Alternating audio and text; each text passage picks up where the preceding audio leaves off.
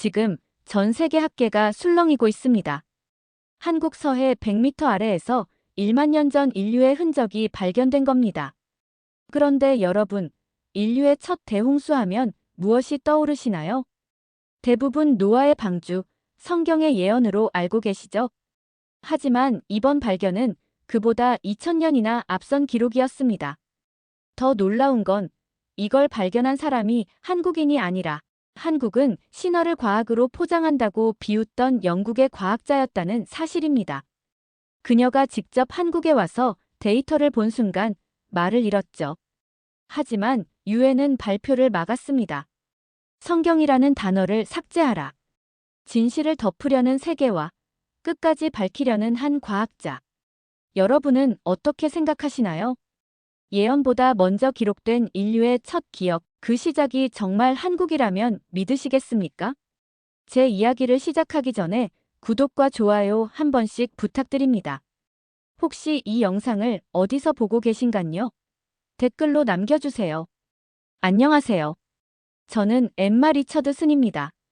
케임브리지 대학 해양지층 데이터 과학자로 일한 지 12년째였죠. 숫자는 거짓말을 하지 않습니다.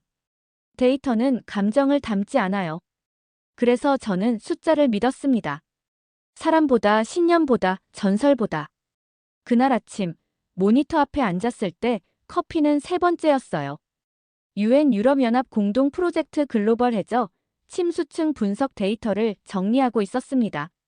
전 세계 47개 수역의 지층 샘플, 총 18만 3천 개의 좌표값이었죠. 하나하나 검수하는 게 제 일이었습니다. 그런데 한 지점에서 손이 멈췄어요. 한국 서해. 북위 37.2도, 동경 125.8도.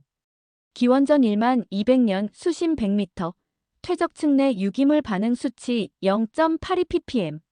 숫자들이 제 눈앞에서 춤을 췄습니다.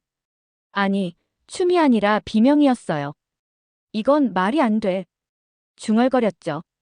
다른 수역들은 기원전 6000년에서 8000년 사이였습니다. 그런데 한국만 2000년이나 앞섰어요. 오류일 거라고 생각했습니다. 한국. 그 나라는 3년 전 국제학회에서 만난 적이 있었죠.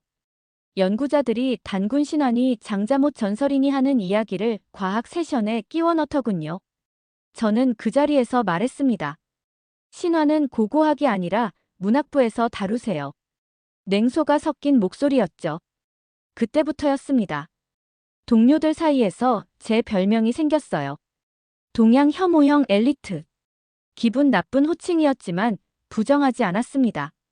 감정으로 과학을 포장하는 건 용납할 수 없었으니까요. 그런데 지금 그 나라의 바다가 제 화면에 붉은 경고음과 함께 떠 있었습니다. 엠마, 뭔가 찾았어? 옆자리의 동료 제임스가 물었죠. 아니, 그냥 노이즈야. 저는 화면을 끄며 대답했습니다. 하지만 손끝이 떨렸어요. 노이즈치곤 너무 정확했습니다. 세 개의 독립된 시추 지점에서 동일한 연대가 나왔어요. 그날 오후, 프로젝트 책임자인 마틴 교수가 저를 불렀습니다. 엠마, 한국 가봐. 짧은 명령이었죠. 왜 저예요? 되묻자 그가 웃었습니다. 자네가 그쪽 연구자들한테 인기 없다는 거 알아. 그래서야. 감정 없이 오류만 확인하고 올 사람이 필요해. 감정 없이. 맞는 말이었습니다. 저는 감정을 배제하는데 능숙했으니까요.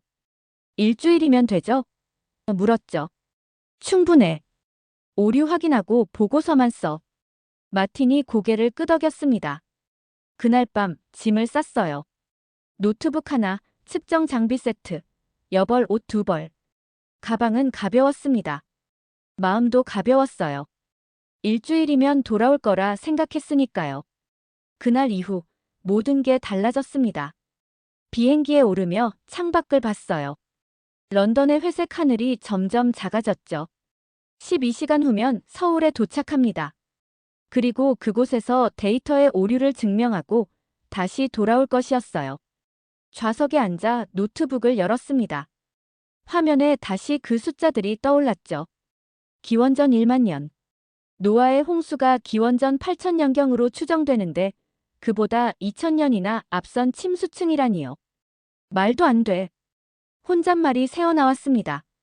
옆자리 승객이 힐끗 쳐다봤지만 신경 쓰지 않았어요. 저는 데이터 파일을 다시 열어 교차 검증을 시작했습니다. 탄소 연대 측정, 퇴적층 분석, 해수면 변화 곡선. 모든 게 일치했어요. 아니, 일치하는 게 문제였습니다. 너무 완벽했어요. 마치 누군가 의도적으로 만든 것처럼 정교했죠. 조작일까? 생각이 스쳤습니다. 하지만 UN 프로젝트 데이터는 17개국 과학자들이 교차 검증한 것이에요. 조작은 불가능했습니다. 그렇다면 남은 가능성은 하나. 진짜라는 것. 비행기가 고도를 높였어요. 구름 위로 올라가자 햇빛이 눈부셨습니다. 저는 눈을 감았죠. 머릿속에선 계속 숫자들이 돌아갔어요. 1200년, 100m, 0.82ppm.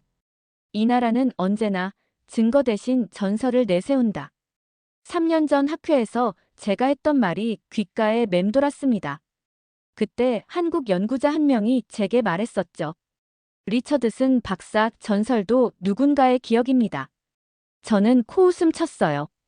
기억은 왜곡되지만 데이터는 왜곡되지 않아요. 그런데 지금 제 앞에 있는 건 데이터였습니다. 왜곡될 수 없는 숫자로 된 진실이었죠. 비행기는 태평양 상공을 날고 있었어요. 아래엔 끝없는 바다가 펼쳐져 있었습니다. 저는 창문에 이마를 기댔죠. 차가운 유리가 피부에 닿았어요. 그냥 오류만 확인하고 돌아오자. 스스로에게 되뇌었습니다. 하지만 가슴 한편에선 다른 목소리가 속삭였어요. 만약 오류가 아니라면 그 목소리를 무시하려 했죠. 저는 과학자였습니다. 가정이 아니라 증명이 필요했어요. 12시간이 흘렀습니다. 승객 여러분, 곧 인천국제공항에 착륙합니다. 기내 방송이 흘러나왔죠. 저는 노트북을 닫고 창밖을 봤어요. 한반도의 해안선이 보였습니다. 구불구불한 서해안. 붉은 석양이 바다를 물들이고 있었죠. 그리고 그 아래 어딘가 100m 깊이에 무언가가 잠들어 있었어요. 노트북 화면에 저장된 지도가 떠올랐습니다. 붉은 궤적 하나. 아라랏에서 동쪽으로, 그리고 한국의 바다까지. 아라랏에서 시작해 동쪽으로, 그리고 한국의 바다까지. 심장이 빨리 뛰었어요. 아니야. 고개를 저었습니다. 우연이야. 그냥 지질학적 우연일 뿐이야. 하지만 우연치곤 너무 정확했습니다. 비행기 바퀴가 활주로에 닿았어요. 덜컹 하는 충격과 함께 제 몸이 앞으로 쏠렸죠. 안전벨트가 어깨를 눌렀습니다. 저는 깊게 숨을 들이마셨어요. 일주일. 단 일주일만 있다가 돌아가면 됩니다. 데이터 오류를 확인하고 보고서를 쓰고 런던으로 돌아가면 돼요. 그렇게 믿었습니다. 그날 서울의 하늘은 붉었어요.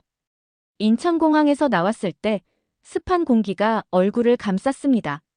런던과는 다른 냄새였어요. 바다와 땅이 섞인 묘한 생명력 같은 것이었죠. 택시를 타고 2시간을 달렸습니다. 창밖으론 회색 빌딩이 스쳐 지나갔어요. 서울을 벗어나자 논밭이 나타났죠. 그리고 멀리 서해가 보였습니다. 국립수중문화연구소는 해안가 낡은 3층 건물이었어요. 입구에서 한 남자가 기다리고 있었습니다. 리처드슨 박사님이시죠? 그가 영어로 물었어요. 박지후입니다. 선임 연구원이에요. 악수를 나눴죠. 그의 눈빛이 제 얼굴을 훑었습니다. 경계하는 표정이었어요. 3년 전 학회에서 뵀었죠. 지후가 말했어요. 기억하세요? 심장이 철렁했습니다. 그때 그 사람이었어요. 전설도 누군가의 기억입니다라고 말했던 바로 그 연구자였죠. 기억납니다. 저는 짧게 대답했어요. 하지만 전 제 생각을 바꾸지 않았습니다. 지후가 희미하게 웃었습니다. 알아요. 그래서 제가 당신을 존중하는 겁니다. 그는 저를 지하 분석실로 안내했어요. 벽면 가득 모니터가 걸려 있었습니다. 해저 지형도 퇴적층 분석 그래프들이었죠. 중앙 책상 위엔 투명 튜브에 담긴 코어 샘플 12개가 놓여 있었어요. 서해 북위 37.2도 일대에서 채취한 겁니다. 지후가 말했죠. 저는 장갑을 끼고 첫 번째 샘플을 들었습니다. 무게가 묵직했어요. 튜브 속 퇴적물이 층층이 쌓여 있었죠. 이 회색층이 기원전 1만 년입니다. 지후가 레이저 포인터로 가리켰어요. 유기물 반응이 있어요. 식물 섬유, 목탄 흔적, 그리고 독이 파편입니다. 숨이 막혔습니다. 독이요? 제가 물었어요. 네. 현미경으로 확인했어요. 인공 소성 흔적이 명확합니다. 독이. 그건 사람이 만든 거예요. 기원전 1만 년에 사람이 살았다는 뜻이었죠. 불가능해요. 제가 말했습니다. 당시 해수면은 지금보다 120m 낮았어요. 이곳은 육지였을 겁니다. 맞아요. 지후가 모니터를 켰어요. 단면도가 떴죠. 육지였어요. 그런데 갑자기 물에 잠겼습니다. 이 경계선 보이시죠? 급격한 환경 변화의 증거예요. 얼마나 급격했는데요? 추정컨대 1년 이내입니다. 1년. 육지가 바다로 바뀌는데 1년이라니요. 저는 고개를 저었어요. 지질학적으론 말이 안 돼요. 보통은요. 지후가 다른 파일을 열었습니다. 그래프 2개가 겹쳐졌어요. 하지만 이건 보통이 아니었어요. 심장이 멎었습니다. 하나는 서해 수위 변화 곡선이었어요. 다른 하나는 창세기 홍수 곡선이었죠. 두 선이 거의 포개져 있었습니다. 급격한 상승, 정점, 그리고 서서히 낮아지는 패턴까지 똑같았어요. 우린 신화를 믿지 않는다고 하셨죠. 지후가 조용히 말했어요. 저도 안 믿어요. 하지만 이 곡선들은 일치합니다. 우연이에요. 제 목소리가 떨렸습니다. 그냥 우연의 일치예요. 세 개의 독립된 시추 지점에서 동일한 결과가 나왔어요. 연대 측정도 3번 교차 검증했습니다. 저는 의자에 주저앉았어요. 다리에 힘이 풀렸죠. 이건 불가능해요.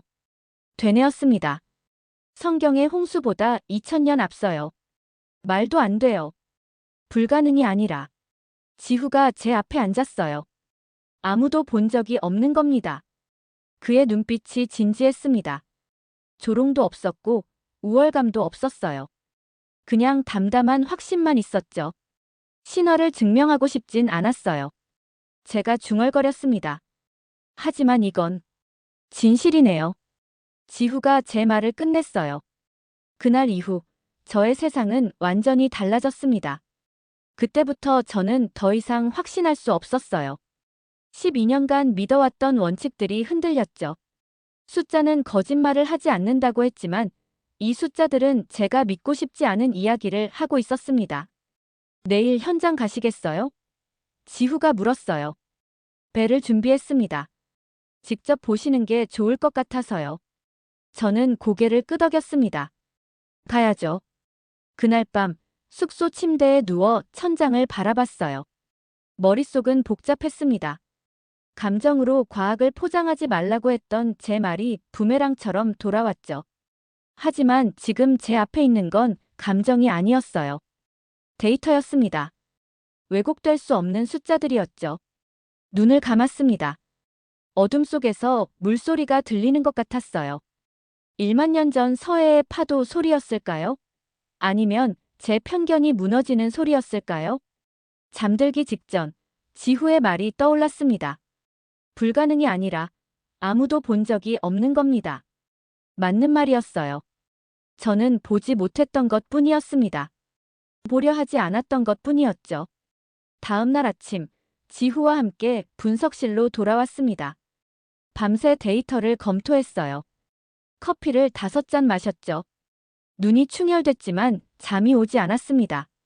머릿속은 숫자들로 가득했어요. 기원전 1만 년. 100m.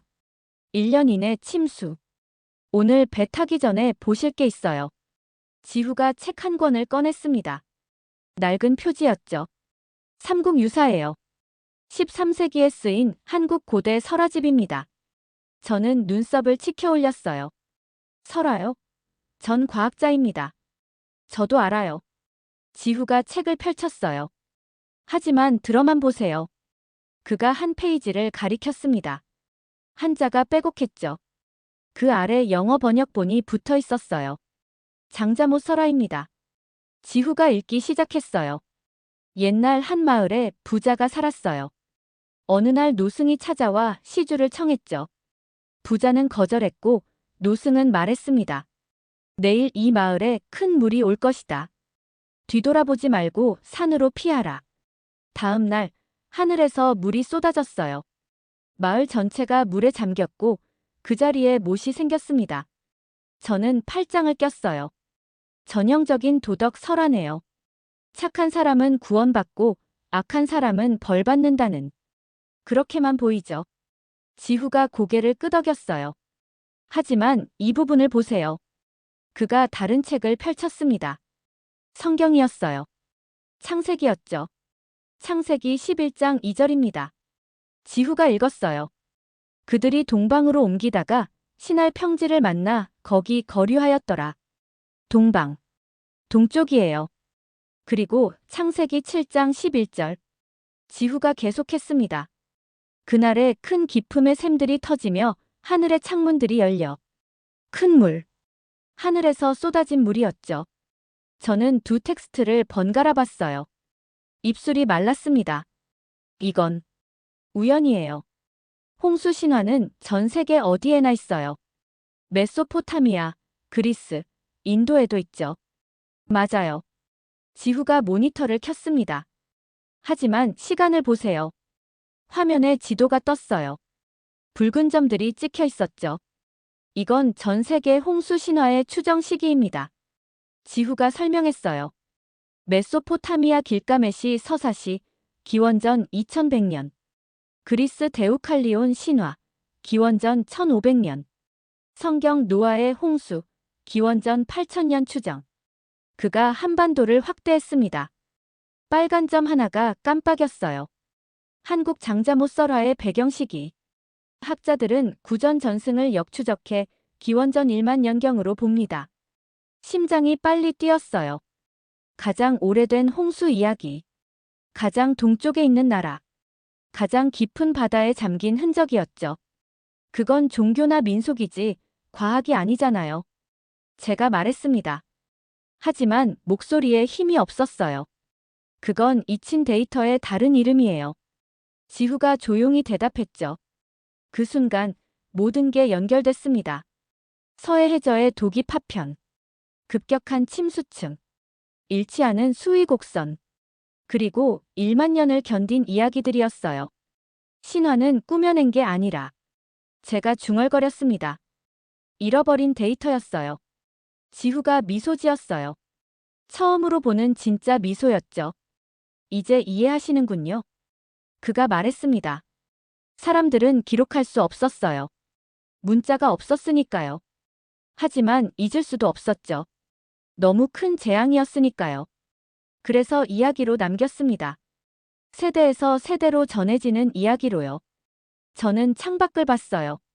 서해가 잔잔하게 펼쳐져 있었습니다. 평화로운 바다였죠. 하지만 이제 알았어요. 그 아래 100m에 1만 년의 비밀이 잠들어 있다는 걸요. 박지후 씨. 제가 물었습니다. 왜 이걸 저한테 보여주는 건가요?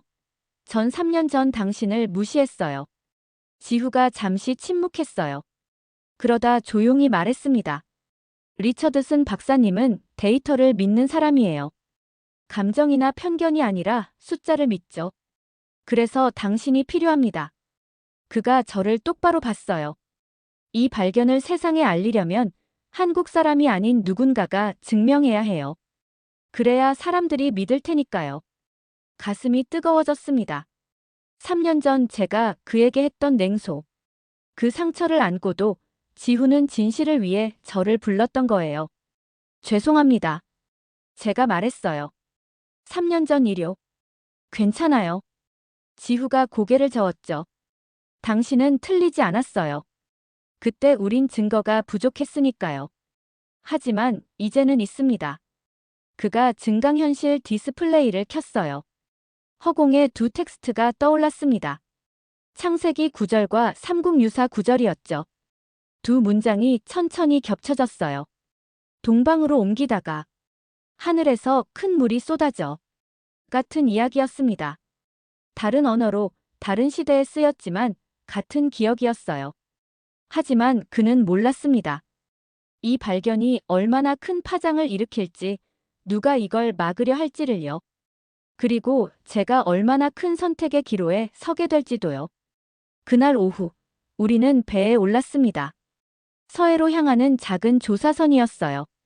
파도가 배를 흔들었죠. 저는 난간을 붙잡고 수평선을 바라봤습니다. 1만 년 전, 이 자리는 육지였어요. 사람들이 살았고, 불을 피웠고, 도기를 만들었죠. 그리고 어느 날, 모든 게 사라졌습니다. 물만 남았어요. 그리고 기억도 남았죠. 이야기로, 신화로, 데이터로요. 곧 도착합니다. 지후가 말했어요. 저는 고개를 끄덕였습니다. 가슴이 두근거렸어요. 이제 진짜 증거를 보러 가는 거예요. 서해에서 돌아온 지 사흘이 지났습니다.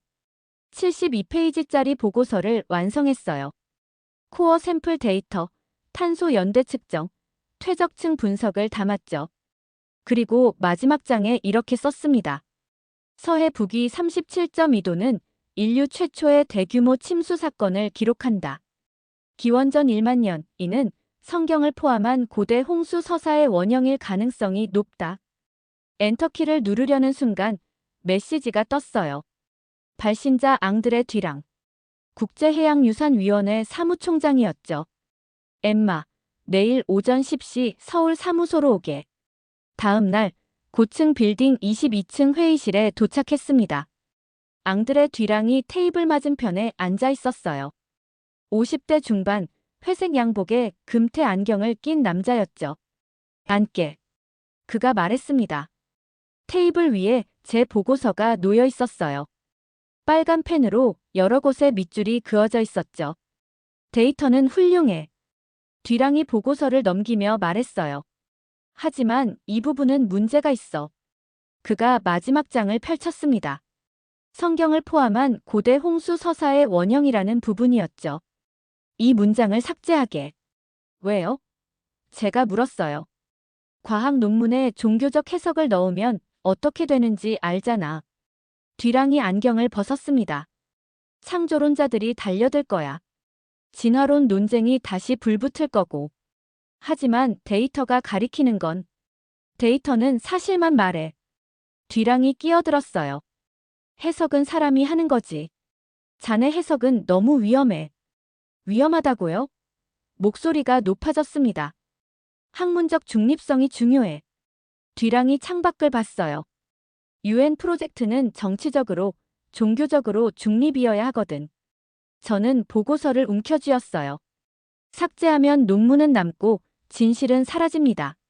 제가 말했죠. 진실은 남아도 체제가 무너지면 아무 소용없어. 뒤랑이 저를 똑바로 봤습니다. 자네는 과학자야, 엠마. 선지자가 아니지. 그렇다면 선지자가 되겠습니다. 제가 대답했어요. 난 데이터로요. 뒤랑의 눈빛이 날카로워졌습니다. 고집 부리지 마. 그가 말했어요. 이 보고서를 그대로 제출하면 프로젝트는 중단돼. 자네 연구비도 끊기고 케임브리지 자리도 위험해질 거야. 12년 쌓아온 커리어. 안정된 교수직. 모든 걸 잃을 수도 있었죠. 내일까지 수정본을 보내게. 뒤랑이 일어섰습니다. 성경 관련 언급은 전부 빼고. 그가 문으로 걸어갔어요. 제가 말했습니다. 뒤랑 박사님. 만약 갈릴레오가 그랬다면 어땠을까요? 교회가 위험하다고 했을 때 지구가 돈다는 사실을 삭제했다면요? 뒤랑이 한참 저를 바라봤어요. 그러다 작게 한숨을 쉬었죠. 갈릴레오는 재판을 받았어, 엠마. 그가 조용히 말했습니다. 말년을 가택연금 속에서 보냈지. 자네가 그런 삶을 원하나? 문이 닫혔습니다. 저는 혼자 남았어요. 손에 든 보고서가 무거웠습니다. 72페이지. 3주간의 분석. 1만 년의 비밀이었죠. 하지만 한 문장 때문에 모든 게 위태로워졌어요. 그날 저녁, 지후에게 전화했습니다. 삭제하래요. 성경 관련 내용 전부요. 침묵이 흘렀어요. 한참 후 지후가 물었습니다. 어떻게 하실 건가요? 모르겠어요. 솔직하게 대답했죠. 삭제하면 커리어는 지킬 수 있어요. 하지만 진실은 사라지죠. 지후가 제 말을 끝냈어요. 리처드슨 박사님. 지후가 조용히 말했습니다. 전 당신의 선택을 존중할 겁니다. 어떤 선택이든요. 전화를 끊었습니다. 노트북을 열고 보고서를 다시 봤어요. 커서가 그 문장 위에서 깜빡이고 있었죠. 딜리트 키에 손가락을 올렸습니다. 누르기만 하면 됐어요. 한 문장만 지우면 모든 게 해결되는 거였죠. 하지만 손가락이 움직이지 않았습니다. 1만 년 전 서해에 살던 사람들이 떠올랐어요. 그들이 남긴 독이 파편, 목탄 흔적, 살아남은 사람들이 세대를 거쳐 전한 이야기들이었죠. 그들의 기억을 지울 권리가 제게 있을까요? 밤이 깊어갔습니다. 다음 날 아침, 뒤랑에게 답장을 보냈습니다. 수정본을 보내지 않겠습니다. 데이터는 진실을 가리키고 저는 그 진실을 쓰겠습니다. 전송 버튼을 누르는 순간 손이 떨렸어요. 12년 커리어가 끝나는 소리가 들리는 것 같았죠. 하지만 후회는 없었습니다. 1시간 후 공식 메일이 도착했어요. 엠마 리처드슨, UN 프로젝트 참여 자격 박탈. 즉시 귀국 조치. 서해 탐사 지역 접근 금지. 심장이 쿵 내려앉았습니다. 예상했지만 막상 보니 숨이 막혔어요. 전화가 울렸습니다. 지후였죠. 봤어요. 그가 말했어요. 저희 연구소도 통보받았습니다. 당신과의 협업 중단 명령이 떨어졌어요. 죄송해요. 제가 말했습니다. 제 때문에. 아니에요. 지후가 끊었어요. 오늘 밤 10시 항구로 나오세요. 혼자요. 뭐라고요? 비공식 탐사입니다. 지후의 목소리가 낮아졌죠. 장비 싣고 나갈게요. 마지막 기회예요. 해저 구조물을 직접 확인해야 합니다. 하지만 접근 금지 명령을 어기는 겁니다. 지후가 단호하게 말했어요. 리처드슨 박사님, 진실을 위해 커리어를 걸었잖아요. 저도 같이 걸겠습니다.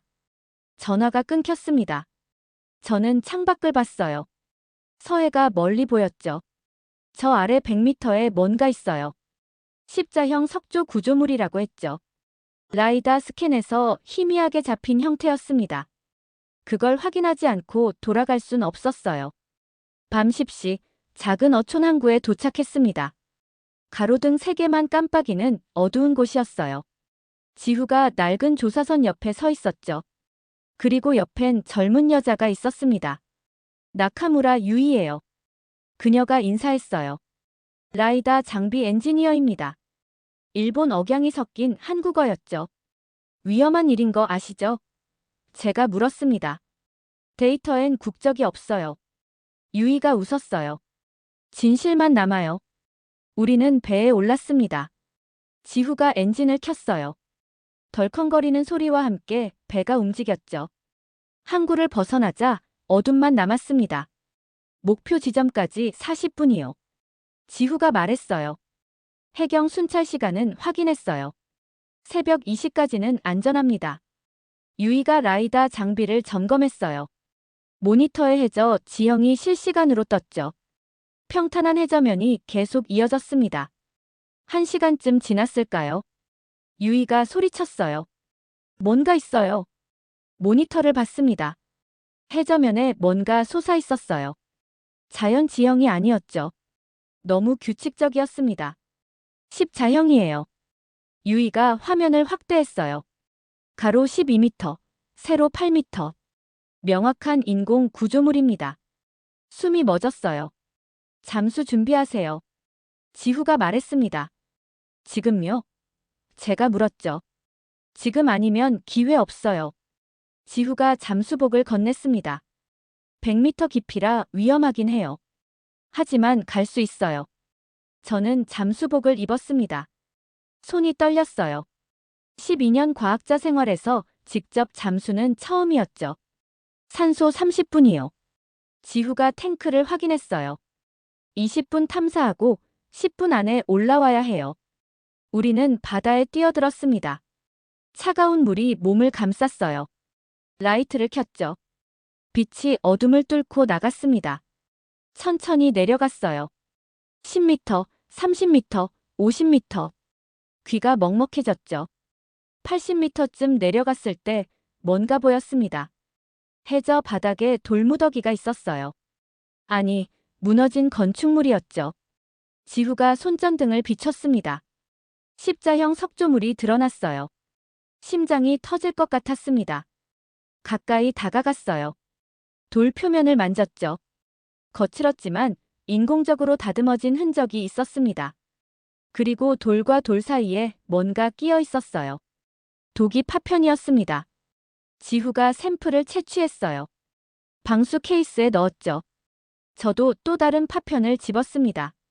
손에 닿는 느낌이 생생했어요. 1만 년 전 사람이 만든 거예요. 그때였습니다. B-, B-, B-. 산소 경보음이었어요. 20분이 지났죠.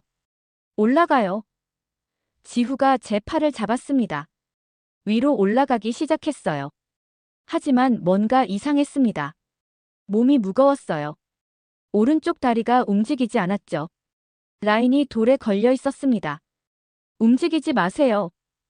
지후가 내려와 라인을 풀었어요. 하지만 시간이 걸렸죠. 5분이 흘렀습니다. 산소가 부족했어요. 숨이 가빠졌죠. 머리가 어지러웠습니다. 거의 다 됐어요. 지후가 소리쳤어요. 드디어 라인이 풀렸습니다. 우리는 급히 올라갔어요. 70m, 50m, 30m. 폐가 터질 것 같았죠. 수면이 보였습니다. 빛이 보였어요. 마지막 힘을 다해 헤엄쳤습니다. 수면 위로 머리가 나왔어요. 공기를 들이마셨죠. 살았습니다. 유이가 우리를 끌어올렸어요. 배 바닥에 쓰러졌죠. 숨이 거칠게 나왔습니다. 괜찮아요? 유이가 물었어요. 저는 고개를 끄덕였습니다. 손에 든 방수 케이스를 봤어요. 안에 독이 파편이 들어있었죠. 신을 찾은 게 아니라 제가 중얼거렸습니다. 기억을 찾았어요. 지후가 웃었습니다. 젖은 얼굴에 환한 미소였어요. 이제 증명할 수 있어요.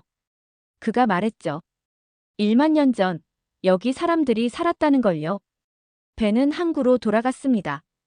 동쪽 하늘이 밝아오고 있었어요. 새벽이었죠. 저는 독이 파편을 꺼내봤습니다. 손바닥만 한 크기였어요. 표면에 미세한 무늬가 있었죠. 누군가의 손길이 느껴졌습니다. 1만 년 전 그 사람의 손이요. 이제 뭘 하실 건가요? 유이가 물었어요. 저는 서해를 바라봤습니다. 잔잔한 파도가 일렁이고 있었죠. 세상에 알리는 겁니다. 제가 대답했어요. 모든 데이터를요. 항구로 돌아온 건 새벽 5시였습니다. 몸은 지쳤지만 정신은 또렷했어요. 손에 든 방수 케이스를 봤죠. 안에 독이 파편과 샘플들이 들어있었습니다. 1만 년의 증거였어요. 연구소로 가요. 지후가 말했습니다. 분석해야 해요. 하지만 저는 고개를 저었어요. 아니요. 이미 늦었어요. 제가 말했죠. 분석하고 논문 쓰는 동안 막힐 겁니다. 다른 방법이 필요해요. 무슨 방법이요? 유이가 물었습니다. 저는 노트북을 열었어요. 인터넷에 접속했죠. 공개하는 겁니다. 제가 말했습니다. 모든 데이터를요. 지금 당장요. 지후의 눈이 커졌어요. 지금요? 검증도 안 된 상태에서요? 검증은 전 세계 과학자들이 할 겁니다. 저는 파일들을 정리하기 시작했어요. 원본 데이터를 모두 공개하면 누구든 확인할 수 있어요. 막을 수 없죠. 손가락이 키보드 위를 달렸습니다. 72페이지 보고서 코어 샘플 분석 데이터, 라이다 스캔 영상, 탄소 연대 측정 결과까지 모두 압축했어요. 암호는요? 유이가 물었습니다. 없어요. 제가 대답했죠. 누구나 볼 수 있어야 해요. 국제과학 공유 서버에 접속했습니다. 파일명을 입력했어요. 원시홍수 한국 만년 전 검증 완료. 업로드 버튼에 커서를 올렸습니다. 손이 떨렸어요. 이 버튼을 누르는 순간 모든 게 돌이킬 수 없게 돼요. 프로젝트 자금 중단. 연구 해임 통보. 케임브리지 복귀 불가능이었죠. 하지만 주저하지 않았습니다. 클릭했어요. 업로드 중. 23%, 58%, 87%, 100%. 업로드 완료. 전 세계 공개. 화면에 메시지가 떴습니다. 심장이 쿵쾅거렸어요. 됐어요. 제가 말했습니다. 이제 세상이 알게 될 겁니다. 지후가 제 어깨에 손을 얹었어요. 이제 모든 걸 잃었네요. 과학은 잃는 게 아니라. 제가 미소 지었습니다. 남기는 일이에요. 30분 후 첫 번째 반응이 왔습니다. 매사추세츠 공과대학 해양지질학과 교수였어요. 데이터 확인했습니다. 놀랍군요. 교차 검증 시작하겠습니다. 1시간 후 옥스퍼드에서 메일이 왔어요. 탄소 연대 측정 방법론 검토 중. 일치합니다. 2시간 후 도쿄대학에서 연락이 왔죠. 라이다 스캔 분석 완료. 인공 구조물 맞습니다.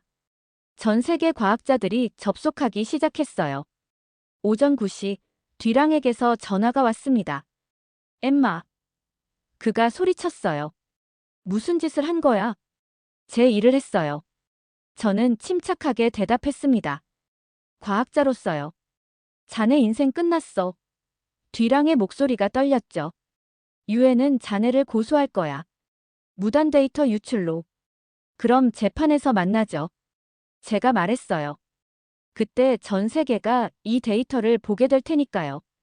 전화를 끊었습니다. 손이 떨리지 않았어요. 후회도 없었죠. 오후 2시 글로벌 과학 네트워크에 공식 검증이 올라왔습니다. 한국 홍수 기억 검증 완료 17개 독립연구소. 17개 독립연구소가 교차 검증을 완료했어요. 모두 같은 결론이었죠. 기원전 1만 년 더하기 빼기 200년. 서해 북위 37.2도. 급격한 침수 흔적. 인공 구조물 존재.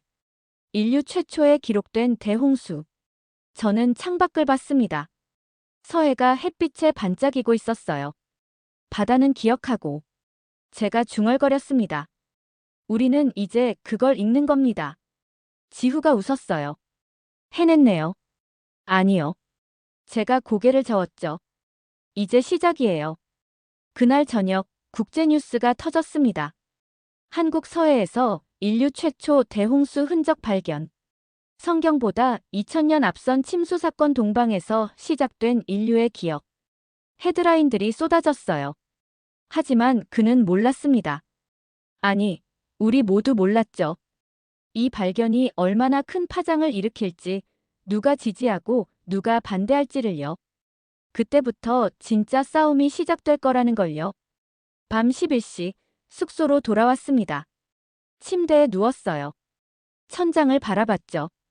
케임브리지는 이제 돌아갈 수 없어요. 유엔 프로젝트도 끝났고요. 12년 쌓아온 모든 것이 무너졌습니다. 하지만 이상하게 평화로웠어요. 1만 년 전 서해에 살던 사람들이 떠올랐습니다. 그들이 만든 독이, 피운 불, 나눈 이야기들이요. 그리고 갑자기 찾아온 물이었죠. 일부는 살아남았을 겁니다. 산으로 도망쳤겠죠. 그리고 자식들에게 말했을 거예요. 물이 모든 걸 삼켰다. 잊지 말거라. 그 이야기가 세대를 거쳐 전해졌어요. 한반도에서, 중국에서, 중앙아시아에서, 메소포타미아까지요. 형태는 바뀌었지만 핵심은 남았죠. 큰 물, 동방, 구원받은 자들, 모두가 울었습니다. 그날의 기억 때문에요. 하지만 이제 그 기억은 더 이상 신화가 아니었습니다. 데이터가 됐어요. 숫자가 됐죠. 증명 가능한 진실이 됐습니다. 눈을 감았어요. 내일은 어떻게 될까요? 재판이 있을까요? 해임 통보가 올까요? 모르겠어요. 하지만 한 가지는 확실했습니다. 진실은 이제 세상에 나왔고 누구도 다시 봉인할 수 없다는 것이요. 잠이 들었습니다. 깊고 편안한 잠이었어요. 다음 날 아침, 세상은 완전히 달라져 있었습니다. 인터넷이 폭발했어요. 찬성과 반대가 격렬하게 부딪혔죠. 획기적인 발견이다. 종교적 편향이다. 메일함이 터질 것 같았어요. 지지 메일 327개, 비난 메일 412개였습니다. 일주일 후 국제해양과학회의가 열렸어요. 제네바 본부였죠. 전 세계 247명의 과학자가 모였습니다. 주제는 서해 홍수 데이터의 학문적 타당성이었어요. 저는 초청받지 못했습니다. 자격이 박탈된 상태였으니까요. 하지만 지후가 연락했어요. 비공식 참관이 가능해요. 뒷문으로 들어오세요. 제네바로 날아갔습니다. 방청석 맨 뒤에 앉았죠. 무대 위엔 앙드레 뒤랑이 서 있었어요. 우리는 오늘 중대한 결정을 내려야 합니다. 뒤랑이 말했죠. 리처드슨 박사의 데이터를 학계가 인정할 것인가? 정적이 흘렀습니다. 데이터 자체는 완벽합니다. 17개 연구소가 교차 검증했고 모두 일치했죠. 뒤랑이 화면을 켰어요. 하지만 해석이 문제입니다. 이것을 성경적 사건과 연결했어요. 이는 과학이 아니라 신학입니다. 웅성거림이 일었어요. 투표가 시작됐습니다. 찬성 102명, 반대 98명, 기권 47명이었어요. 근소한 차이로 통과됐죠. 하지만 뒤랑이 다시 말했습니다. 리처드슨 박사의 종교적 해석을 공식 보고서에서 삭제할 것을 권고합니다. 이번엔 찬성이 압도적이었어요. 187명이었죠. 심장이 철렁했습니다. 데이터는 인정받았지만 진실은 잘려나간 거예요. 회의가 끝났습니다. 저는 자리에서 일어나지 못했어요. 그때 누군가 다가왔습니다. 앙드레 뒤랑이었죠. 엠마, 잠깐 얘기하세. 그가 말했어요. 복도 구석으로 갔습니다. 뒤랑이 창밖을 봤어요. 내일 UN 본회의가 있어. 뒤랑이 말했습니다. 자네가 직접 발표할 기회야. 내가 추천했어. 왜요? 제가 물었어요. 당신은 절 막으려 했잖아요. 막으려 했지. 뒤랑이 한숨을 쉬었어요. 하지만 자네가 옳았어. 진실은 세상에 나와야 해. 그가 제 어깨에 손을 얹었습니다. 발표하면 넌 제명된다. 뒤랑이 말했어요. UN 블랙리스트에 오를 거야. 알아요. 제가 대답했죠. 그런데도 할 건가? 저는 창밖을 봤습니다. 호수가 잔잔했어요. 당신이 막으면 당신이 거짓의 편이 됩니다. 제가 말했어요. 뒤랑이 길게 숨을 내쉬었습니다. 내가 옳다고 믿어도 세상은 그걸 받아들일 준비가 안 됐어. 그럼 준비시키면 됩니다. 제가 대답했죠. 뒤랑이 고개를 끄덕였습니다. 내일 오전 10시야. 다음 날 UN 본회의장에 섰습니다. 193개국 대표들이 앉아 있었어요. 저는 중앙연단에 올라갔죠. 화면에 첫 슬라이드를 띄웠습니다. 서해 100m, 인류의 첫 기억이 깨어나다. 심호흡을 했어요. 그리고 말하기 시작했습니다. 기원전 1만 년, 한국 서해는 육지였습니다. 사람들이 살았고 도시를 만들었죠. 1년도 안 되어 모든 게 물에 잠겼어요. 슬라이드가 넘어갔습니다. 이것은 급격한 침수의 증거입니다. 다음 슬라이드. 2개의 곡선이었어요. 서해 수위 변화와 고대 홍수 서사의 패턴입니다. 일치합니다. 웅성거림이 일었어요. 마지막 슬라이드를 띄웠습니다. 원시홍수 한국 만년 전 전승된 기억 근동으로 8,000년 전. 조용해졌어요. 성경은 미래를 예언한 게 아니라 과거를 기억한 겁니다. 제가 천천히 말했죠. 정적이었습니다. 홍수는 한 번이 아니었어요. 여러 번 있었죠.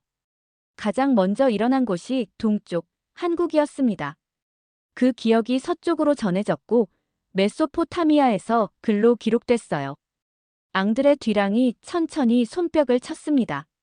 1명, 2명, 10명. 박수가 퍼져나갔어요. 하지만 절반은 조용했습니다. 팔짱을 낀 채 저를 노려보고 있었죠. 저는 연단에서 내려왔습니다. 이제 끝났어요. 제가 할 수 있는 건 다 했죠. 나머지는 세상이 결정할 일이었습니다.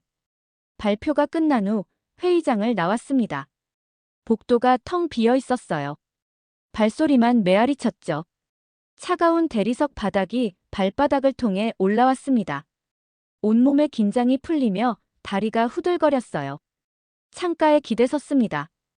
유리에 이마를 댔죠. 차가운 감촉이 뜨거운 얼굴을 식혀줬어요. 창밖으론 제네바 호수가 보였습니다.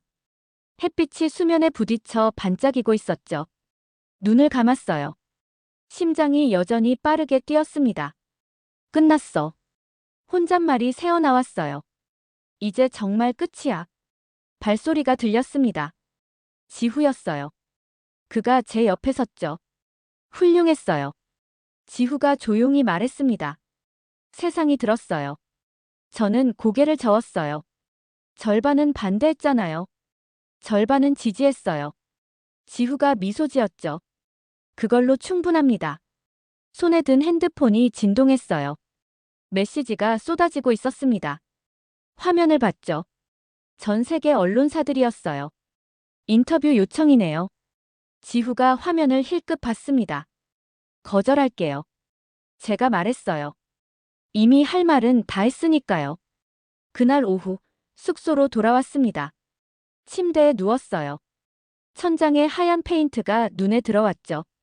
균열이 가늘게 나 있었습니다. 손을 들어 올려봤어요. 손바닥에 아직도 독이 파편에 거친 감촉이 남아있는 것 같았죠. 핸드폰을 켰습니다. 뉴스를 검색했어요. 헤드라인이 터지고 있었습니다. 인류 최초의 홍수 기억, 한국 성경보다 앞선 대재앙, 서해에서 발견 동방에서 시작된 인류의 기록. 스크롤을 내렸어요. 댓글들이 수천 개였죠. 찬성과 반대가 뒤섞여 있었습니다. 증거가 명확하다. 인정해야 한다. 과학을 종교와 섞지 마라. 한국이 인류 문명의 시작점이라는 증거다. 서양 중심 역사관이 무너지는 소리가 들린다. 입술이 말랐어요. 목구멍이 조였습니다. 핸드폰을 내려놨어요. 창밖을 봤죠. 석양이 지고 있었습니다. 붉은 빛이 방 안을 물들였어요. 문득 서해가 보고 싶었습니다. 다음 날 한국행 비행기를 탔어요. 12시간을 날았습니다. 창밖으론 구름만 보였죠. 하얗고 부드러운 구름 사이로 햇빛이 쏟아졌어요. 눈이 부셨습니다. 인천공항에 도착했어요. 습한 공기가 다시 얼굴을 감쌌죠. 처음 왔을 때와 같은 냄새였습니다. 하지만 이젠 낯설지 않았어요. 택시를 타고 서해로 향했습니다. 2시간을 달렸어요. 창밖으론 익숙한 풍경이 스쳐 지나갔죠. 회색 빌딩, 논밭, 그리고 멀리 보이는 바다였습니다. 해안가에 도착했어요. 차에서 내렸죠. 바람이 불었습니다. 짠 냄새가 코끝을 스쳤어요. 파도 소리가 귓가에 들렸죠. 철썩 철썩. 잔잔하고 리드미컬한 소리였습니다. 모래사장을 걸었어요. 발이 모래에 푹푹 빠졌죠. 부드러운 감촉이었습니다. 수평선을 바라봤어요. 끝없이 펼쳐진 바다였죠. 붉은 노을이 물결 위에 번지고 있었습니다. 저 아래 100m에 1만 년 전 사람들이 살았어요. 무릎을 꿇었습니다. 모래가 무릎에 닿았죠. 차가운 감촉이 올라왔어요. 손으로 모래를 한 움큼 쥐었습니다. 손가락 사이로 모래알들이 흘러내렸어요. 눈물이 났습니다. 왜 우는지 몰랐어요.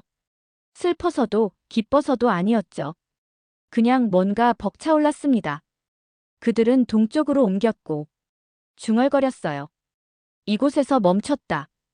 바람이 머리카락을 흩날렸습니다. 파도가 발을 적셨죠. 차가운 물이 발목을 감쌌어요. 그리고 수천 년 뒤 그들의 후손이 기억을 다시 깨웠다. 마지막 진실이 드러났습니다. 그 순간 뒤에서 발소리가 들렸어요. 돌아봤죠. 박지후였습니다. 그가 제 옆에 섰어요. 알았어요? 제가 물었습니다. 추측했죠. 지후가 웃었어요. 리처드슨 박사님은 꼭 여기 올 것 같았어요. 우리는 나란히 바다를 바라봤습니다. 이제 어떻게 하실 건가요? 지후가 물었어요. 저는 깊게 숨을 들이마셨습니다. 바다 냄새가 폐를 가득 채웠죠. 모르겠어요. 솔직하게 대답했습니다. 케임브리지는 돌아갈 수 없고 유엔은 저를 지웠어요. 그럼 여기 있으세요. 지후가 말했어요. 한국에요. 우리 연구소에서 같이 일해요. 고개를 돌려 그를 봤습니다. 그의 눈빛이 진지했어요. 정말요? 제가 물었습니다. 진실을 찾는 사람은 언제나 환영이에요. 지후가 손을 내밀었죠. 저는 그의 손을 잡았습니다. 따뜻했어요. 3년 전 제가 냉소했던 그 사람이었습니다. 신화는 문학부에서 다루세요라고 말했던 바로 그 순간이 떠올랐어요. 이제 저는 알았습니다. 신화는 문학이 아니라 기억이라는 걸요. 해가 완전히 졌습니다. 어둠이 내렸죠. 하지만 서쪽 하늘은 여전히 붉었어요. 가시죠. 지후가 말했습니다. 내일부터 할 일이 많아요. 고개를 끄덕였어요. 마지막으로 바다를 봤습니다. 파도가 잔잔히 일렁이고 있었죠. 안녕. 마음속으로 인사했어요. 1만 년 전 당신들에게요. 바람이 대답하듯 불었습니다. 우리는 해안을 떠났어요. 뒤돌아보지 않았습니다. 이야기는 끝났지만 기억은 계속될 테니까요. 발표가 끝난 후 회의장을 나왔습니다. 복도가 텅 비어 있었어요. 발소리만 메아리 쳤죠. 차가운 대리석 바닥이 발바닥을 통해 올라왔습니다. 온몸의 긴장이 풀리며 다리가 후들거렸어요. 창가에 기대섰습니다. 유리에 이마를 댔죠. 차가운 감촉이 뜨거운 얼굴을 식혀줬어요. 창밖으론 제네바 호수가 보였습니다. 햇빛이 수면에 부딪혀 반짝이고 있었죠. 눈을 감았어요. 심장이 여전히 빠르게 뛰었습니다. 끝났어. 혼잣말이 새어나왔어요. 이제 정말 끝이야. 발소리가 들렸습니다. 지후였어요. 그가 제 옆에 섰죠. 훌륭했어요. 지후가 조용히 말했습니다. 세상이 들었어요. 저는 고개를 저었어요. 절반은 반대했잖아요. 절반은 지지했어요. 지후가 미소 지었죠. 그걸로 충분합니다. 손에 든 핸드폰이 진동했어요. 메시지가 쏟아지고 있었습니다. 화면을 봤죠. 전 세계 언론사들이었어요. 인터뷰 요청이네요. 지후가 화면을 힐끗 봤습니다. 거절할게요. 제가 말했어요. 이미 할 말은 다 했으니까요. 그날 오후 숙소로 돌아왔습니다. 침대에 누웠어요.